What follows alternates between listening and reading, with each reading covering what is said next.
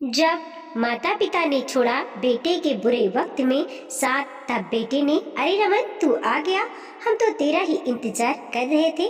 रमन घर के बाहर कार पार्क करके बरामदे में आया ही था कि देखा माँ बाबूजी अपने सामान के साथ कहीं बाहर जाने को तैयार खड़े थे। इतने में कैब भी आ गई। आप लोग कहीं जा रहे हो? रमन ने पूछा। हाँ, हम छोटे के पास जा रहे हैं। यहाँ तो बहू से हमारा काम नहीं होता। कब तक हम बूढ़ा बूढ़ी उसकी सेवा चाकरी करेंगे, इसीलिए सोचा कि छोटे बेटे के पास ही चले जाएं। वैसे भी छोटी बहू कब से कह रही है वहाँ आने के लिए। अच्छा, सुनंदा तो घर पर ही है ना? नहीं नहीं, उसके ससुराल वाले कब से फोन कर रहे हैं, तो वह भी अपने ससुराल के लिए अभी थोड़ी देर पहले ही निकली है। रमन एकटक अपने माता पिता को देखते रह गया, कुछ बोला नहीं। माँ बाबूजी ने शायद पहले से ही कैब बुला ली थी, इसीलिए दोनों ने अपना सामान उठाया और कैब में रख रवाना हो गए। हमेशा कमर दर्द का बहाना करने वाली माँ ने आज बैग उठा लिया। देखकर रमन हैरान था, जितनी फुर्ती से बाबूजी कैब में बैठे थे, लगा ही नहीं कि कभी उनके घुटनों में दर्द रहा होगा। और सुनंदा बहन, जिसे अपने ससुराल में हमेशा कमी ही कमी नजर आती है और पिछले 2 महीने से ससुराल जाने को तैयार नहीं थी, वह भी आज अपने ससुराल रवाना हो गई। कुछ देर रमन वहीं खड़ा रहा, अपनों की एहसान फरामोशी को देखते हुए। थोड़ी देर वहां खड़ा रहने के बाद अंदर गया तो देखा पूरा घर अस्त व्यस्त था। सब तरफ सामान फैला पड़ा था। 3 साल का चिन्मय शायद सुबह से नहाया नहीं था, पूरा गंदा हो रखा था। और 5 साल की बानी, बाल पूरी तरह से उलझे हुए और कपड़े भी गंदे पहने हुए थे। बेचारी दूध ब्रेड से ही अपना और अपने भाई का पेट भर रही थी।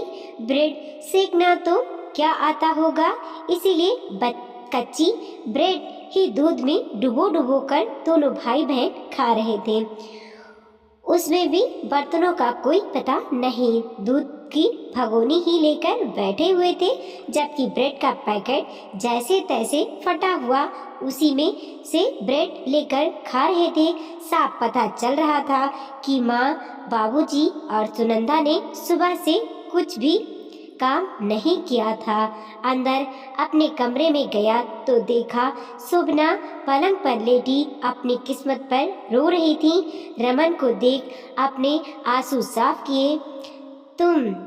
तुमने कुछ खाया या नहीं? रमन का यह सवाल सुनते ही शोभना जोर जोर से रोने लगी। रमन जानता था उसने कुछ नहीं खाया होगा, माता पिता और बहन ने कुछ बनाकर दिया ही नहीं होगा, और फोन से ऑर्डर कर नहीं सकती थी क्योंकि उसका मोबाइल तो खुद रमन ने ही तोड़ दिया था। क्या गलती थी मेरी?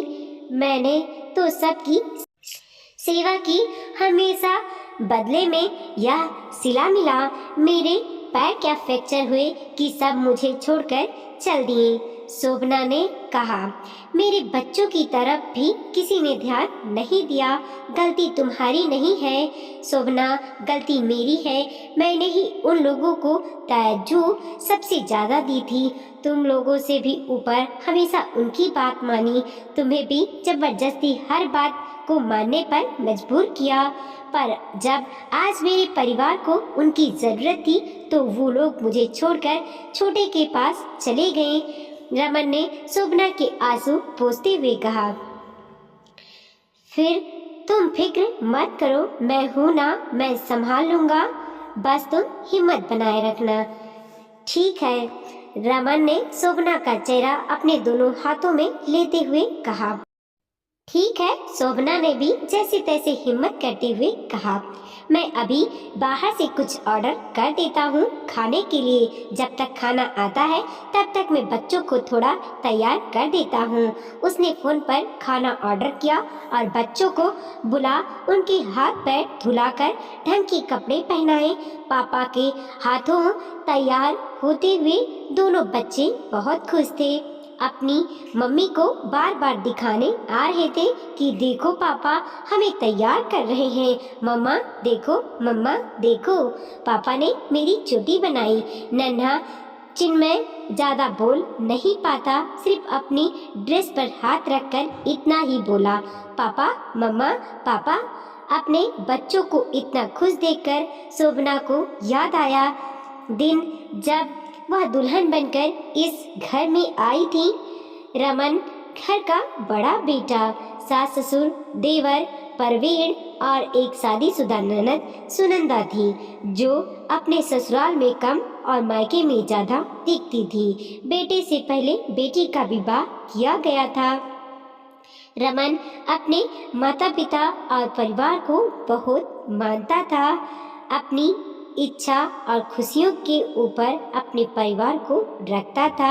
इसीलिए शोभना के लिए कई तरह के नियम और कानून थे। ननद जहाँ हर 10 दिन में बाद अपने मायके आकर बैठ जाती थी और महीनों वहाँ से उठकर नहीं जाती थी, वहीं शोभना के लिए उसके मायके जाना ना के बराबर ही था। सुबह जाओ और शाम को आ जाओ। घर का सारा काम शोभना को अकेले ही करना पड़ता था। शोभना का पूरा दिन घर के काम करते हुए ही बीत जाता। रमन और शोभना अगर कहीं घूमने जाते तो पहले सुनंदा और सास ससुर जाने को तैयार होते, और अगर नहीं गए तो पहले सबका खाना तैयार करके जाना पड़ता। शादी से पहले शोभना जॉब भी करती थी, पर शादी के बाद उसे जॉब छोड़ना पड़ा। रमन के अनुसार माता पिता की सेवा करना उसका फर्ज था। सुबह से शाम मशीन बनी शोभना अकेले काम करती और बाकी सब फरमाइश करते रहते। एक दो बार नौकर रखने के लिए कहा तो रमन ने मना कर दिया, क्योंकि सास ससुर को नौकर चाकर का काम पसंद नहीं आता था, इसीलिए नौकर भी नहीं रखने देते। जब बाड़ी हुई तब तक परवीन की भी शादी हो चुकी थी। देवरानी निशा ने आकर सब संभाल लिया था, पर सास ससुर और ननद का रवैया वही रहा। नेक लेने में सभी आगे आ जाते, पर काम करने के मामले में सब पीछे हो जाते। जब परवीन निशा दूसरे शहर शिफ्ट हुए तब कुछ दिन सास ससुर उसके साथ भी रहे, पर निशा के घर में नौकर काम करते थे और उससे जितना काम होता उतना ही करती थी, इसीलिए सारी फरमाइशें वहाँ नहीं चलती तो सास ससुर शोभना के पास रहना ही पसंद करते, क्योंकि वो जानते थे यहाँ रमन के रहते शोभना की मनमर्जी नहीं चल सकती। अभी सप्ताह भर पहले ही अचानक बारिश का मौसम हो गया तो सुनंदा ने उसे आवाज लगाई, भाभी बाहर बारिश का मौसम हो गया है, फटाफट से कपड़े ले आओ। रसोई में पकोड़े तलते हुए शोभना शायद फोन पर बात कर रही थी, इसीलिए उसने सुनंदा से कहा, दीदी मैं पकोड़े तल रही हूँ, आज कपड़े आप ले आओ प्लीज। तुम्हें शर्म नहीं आती? तुम्हारे रहते सुनंदा कपड़े लेकर आएगी, सासू माँ चिल्लाई। उनकी आवाज सुनकर रमन बाहर आ गया। क्या हुआ माँ, क्यों चिल्ला रही हो? देख तेरी पत्नी को काम चोर होती जा रही है, सुनंदा से काम करवा रही है, अब हम भारी होते जा रहे हैं इसे। पर नहीं होता सेवा तो बोल दे, हम छोटे के पास चले जाएंगे। ऐसे कैसे कह रही हो माँ, मैं अभी समझाता हूँ। शोभना शोभना चिल्लाते हुए रमन रसोई में गया और शोभना के मोबाइल को फेंकते हुए जोर से शोभना को डांटने लगा। रमन ने डांट लगाई है तो अपने हाथ धोकर रसोई में काम करती हुई शोभना को छत पर भागना पड़ा। कपड़े उतार कर लाते समय रास्ते में पैर फिसला और सीढ़ियों से नीचे गिर गई और पैर फ्रैक्चर हो गया। शोभना की चीखने की आवाज सुनकर रमन दौड़ता हुआ आया और उसे गोद में उठा फटाफट कार में बिठाकर हॉस्पिटल ले गया, जहां उसके दाहिने पैर में मेजर फ्रैक्चर बताया गया, जिसे ठीक होने में लगभग 1.5 से 2 महीने लग जाएंगे। 4-5 दिन तो शोभना हॉस्पिटल में ही रही। उसके बाद रमन उसे घर लेकर आया तो असली परेशानी तो अब शुरू हुई। सास ससुर ने निशा को फोन कर दिया कि वो आकर यहाँ सब संभाल ले, पर निशा जानती थी कि वो शोभना की सेवा करने के लिए नहीं बल्कि खुद की सेवा करने के लिए बुला रहे हैं। वह जानती थी कि अगर वह आने से मना कर देगी तो वो लोग खुद से यहाँ आ जाएंगे और यही मौका है रमन की आंखों पर से अपने माता पिता और बहन की नाम की पट्टी उतारने का। नहीं तो बेचारी शोभना जिंदगी भर परेशान होती रहेगी। मौका देख उसने अपने कमान से तीर छोड़ा। बाबूजी, मेरा तो आना नहीं हो पाएगा।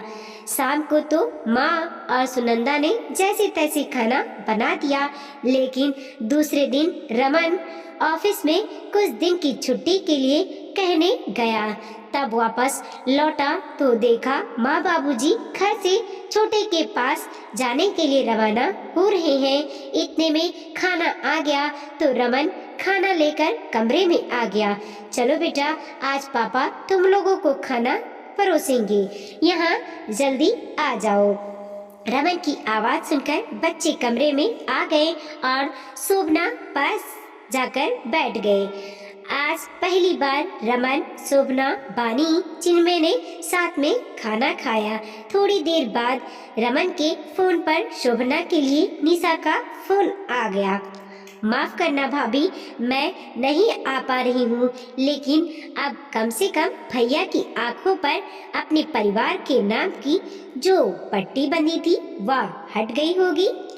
वैसे फिक्र मत करो, मैंने एजेंसी में बात कर ली है, कल वो लोग मेड भिजवा देंगे घर पर। भैया से कहिए तब तक संभाल लेंगे। थैंक यू निशा। अरे आप मेरी बड़ी बहन है, इसमें थैंक यू की क्या बात है। साल का अंत चल रहा है और मैं अपने परिवार के लिए कुछ भी नहीं कर पा रही हूँ, शोभना ने कहा। सबसे खुशी की बात है भाभी, इस साल के अंत में भैया को समझ में आ गया कि कुछ रिश्ते स्वार्थी होते हैं, उनके लिए अपनों का मन नहीं मारना चाहिए, कहकर निशा ने फोन रख दिया। वीडियो को लाइक कीजिए, कमेंट कीजिए और अपने दोस्तों के साथ जरूर शेयर कीजिए। चैनल पे नए हैं प्लीज़ सब्सक्राइब कीजिए और देखते रहिए मोटिवेशनल स्टोरी।